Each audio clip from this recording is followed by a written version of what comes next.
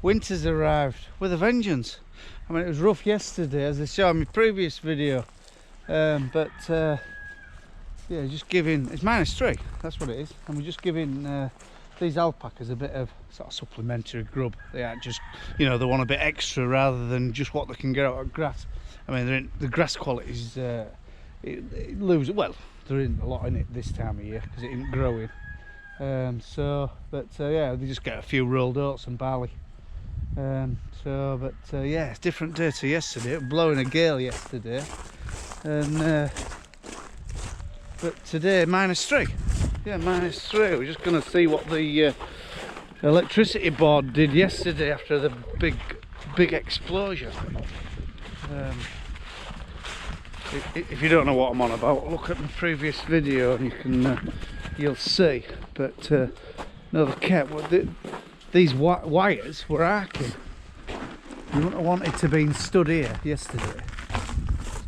And what a bloody mess. Yeah, you see these wires here? They're live now. See them? And the wind must have been making them arc. And oh Christ, you know, it was like lightning.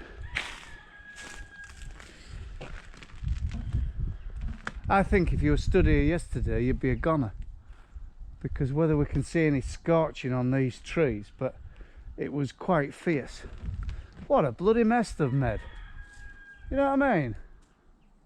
Just lopped everything down. I did say, leave it fairly tidy, but don't clear it up. But they've just lopped it off and not bothered. But anyway, not to worry.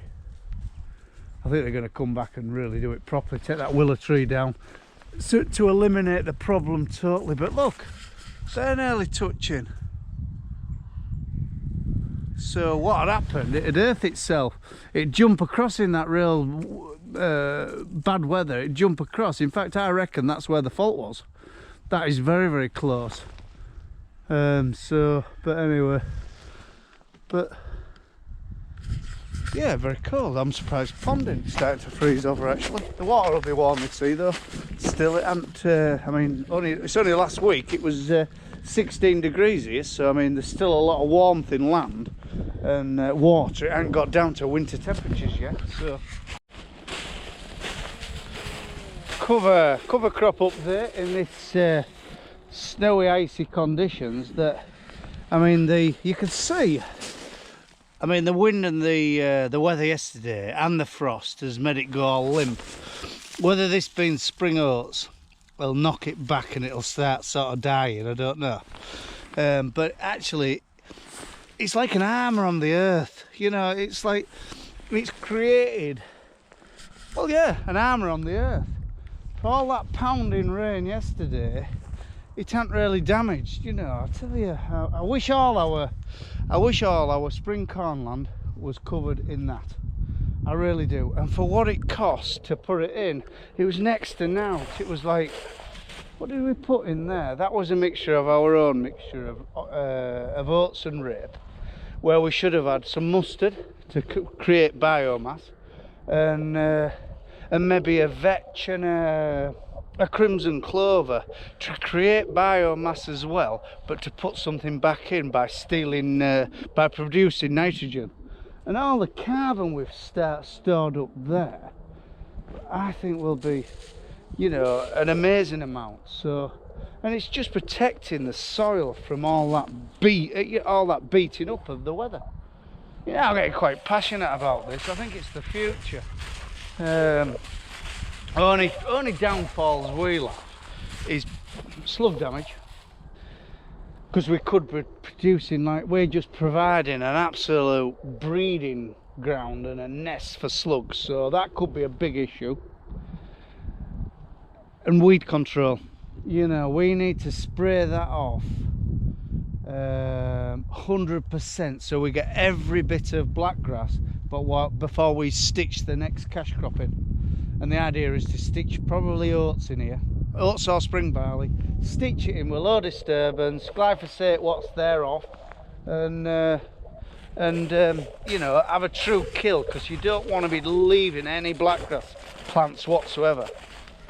So, and this is the bought stuff. I don't know. It's doing a job, but I would prefer it if it was all like that lush oats, you know. It's not quite thick enough, but it was drilled very late, so. But anyway, but no, it feels fantastic under your feet. That's a good way of judging your land, I think. Walk across here. We're going to walk across a 19-acre bit. What's terrible land? Terrible is probably our worst field for blackgrass. And I've just cultivated it. We ploughed, no, we didn't plough it. We soloed it and ollie powered it. And then I rolled it, so it's a false seed bed. It's totally bare apart from volunteer blackgrass what's coming. And it ain't the answer. I wish it was covered like that. The blackgrass would still be growing underneath. But the blackgrass isn't doing anything under the soil, you know, for the biology of the soil. It ought to have had another 10 species among it, doing different things under the ground. So, I don't know, we're learning. We're learning. Actually this here, where a bit more residue crops come, it's alright, there's a lot of chickweed. Hell of a lot of chickweed in bottom. But I mean, even chickweed will have its, I mean, we can get rid of chickweed, no problem. But it'll be doing something for the ecology under the soil. I don't really know what I'm on about, but I'm learning. I'm trying to learn fast, because I mean, by next autumn I want a lot of things in place to do a lot of things different. I don't think me uncle and my dad are a fan. You know, we've worked it like this for so long and we've done all right and we can get this, we can get that, but times are changing. Inputs are going through the roof for one thing, so it's not always what you get, as in tonnage per acre. It's what you make. So, for instance, if you can get 2 tonne by spending very little, or if you can get if you're aiming for 3 tonne by spending a fortune, I mean, it all depends how many pounds is left at the end. So, anyway, that's a beautiful morning though. Look, we've had quite a bit of rain lately, and this usually there's half an acre of wet standing land here. And I tell you what, there's that little puddle. There's that little puddle, so I don't know. I think we've maybe, time will tell as winter gets wetter. But it just feels like it's sponging it up, sort of thing. 4 deer in front of me, giving them something to eat as well, making their winter a bit easier.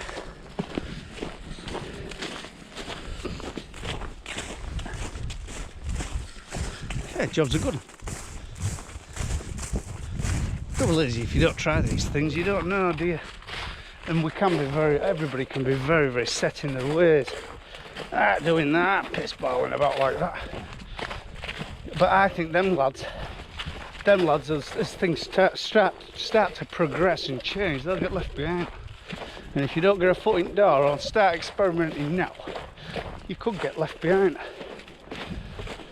And then you look at this field, as in it's just naturally regenerated, and it's yeah. I had we went to see a neighbour of ours the other day, and he put some mustard on before he combined, and £3 per hectare, I think, or £3 per acre actually, in all money. And fortnight before he combined it, and he said he got the bales. He insisted on the fellow who was having the straw to not bugger about, get it bale, get it off. So he wasn't damaging all these little mustard plants what were growing. And bloody hell, it was a picture. Really was. Hell of a lot of foliage, doing a job. So we toying with the idea of rigging a 24-metre sprayer up with like a, I don't know, some kind of blown applicator where you blow it down booms, and we go before we come back. And apply it that way,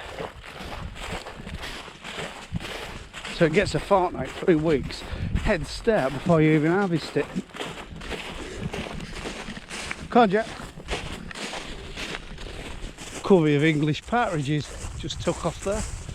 You know, I think we've got more Englishmen than Frenchmen on this farm.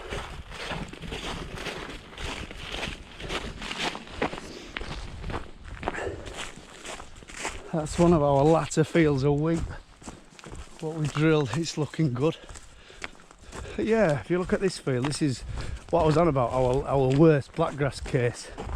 And we false seed bedded it. Yeah, it feels alright under your feet. It's frozen at the moment, so you can't really tell. But I think, what a waste of an opportunity. What was in this field? Oh, this was oilseed rape as well. So we could have we had the chance to get it drilled really early, you know, so we could have had a massive foliage with a cover crop. I hope I ain't boring you with my cover crop bloody trials and experiences, but I'm trying to learn. To be fair, some of you lads give me some good feedback, and yeah, something to think about or something to research next. But yeah, this should have been this out in mustard with some bloody vetch and some bloody pulses and some bloody and some legumes, you know, pulling everything in, and you'd have still sprayed it the same at spring and drilled into it, and I think it'd have transformed this field. I really do. Come on, Jet. Whew.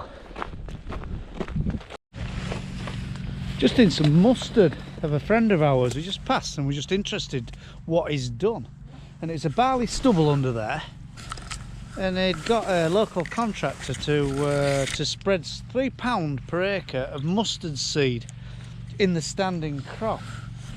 Bloody hell, it's brilliant. It really is. The tonnage of biomass, I mean, what he's going to do to it, I don't know, but if you were grazing it or whatever, but I mean, the cost, £3 per acre, it's next to nought.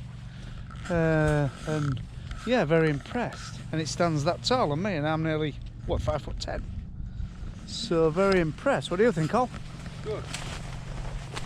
Sheep here. Yeah, sheep would eat it, yeah.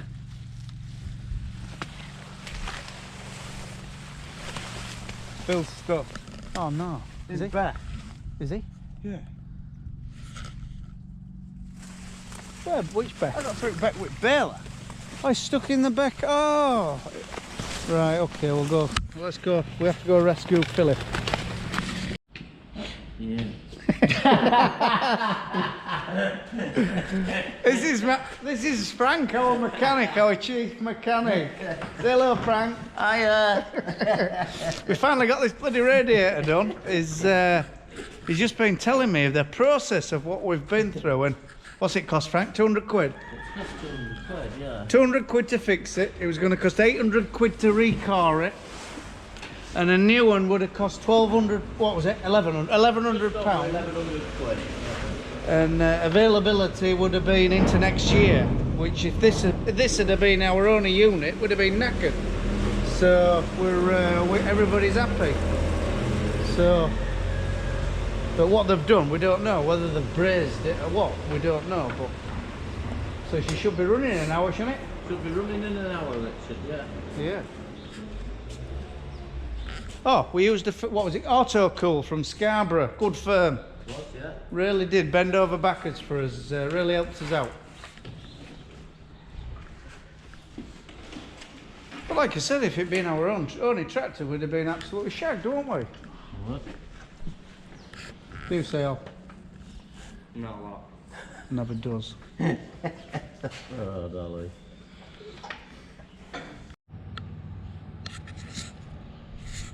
Got her back together. Yeah, everything seems all right, like, so 200 quid fix and a bit of a labour bill from Frank, so, but yeah, 61 plate. What do you think? They're getting old, aren't they? That's an 09. Big girl, then Big New Holland, she's a 61 plate as well, but I don't know, I've no confidence in these new tracks. You just seem to, yeah, electric faults and bloody error codes and one thing and another, and these old lasses doing us proud, really. In fact, we've just been on about while we're having a cup of tea, we're going to look for maybe either another 630 or a 640, 650 even, next year, maybe a 12 or a 13 plate 4 or 5,000, even 6,000 hours if we know where it's come from, and risk a few repairs. Like, I mean, I don't want to tempt fate, but actually she's been a fairly reliable girl in her. I think it's done 2,000 hours, but since it's been here, and working fairly hard, like. So, you know, spend 35,000 instead of 95,000 sort of thing, and take our chance with repair bills. So yeah, we've had a bit of calamity this afternoon. Our Oliver's had a log. We've been chopping a few logs, and log splitters got him. It got one stuck in jaws and put another one, and it jumped out, whacked him in head. So he's got a shiner a real shiner now. So he's lucky really. Should have had some goggles on. So, but when you wear glasses, goggles don't go together, do they? But anyway, but no, good to see these are back together really. It's been a long while. Seems ages, but bonnet up there, parked in shed. Good job we weren't desperate for it, isn't it? So right, that's it for me. If you like these videos, tick and subscribe. We do 2 a week, one on a Friday, one on a Sunday. So I don't know what we're doing this Sunday because I've exhausted all my footage on Fridays. So, but anyway, so we have decided another decision today. We're having a workshop extension. It's just been a nightmare this week. We've all been in it and nowhere to work. I mean, we just need another 3 bays. Another 3 bays to get. I mean, we're going in a right state in here. Stuff strewn all over, no organisation whatsoever. And we just need another 3 bays, you know, to make that unorganised as well. Right, bye for now.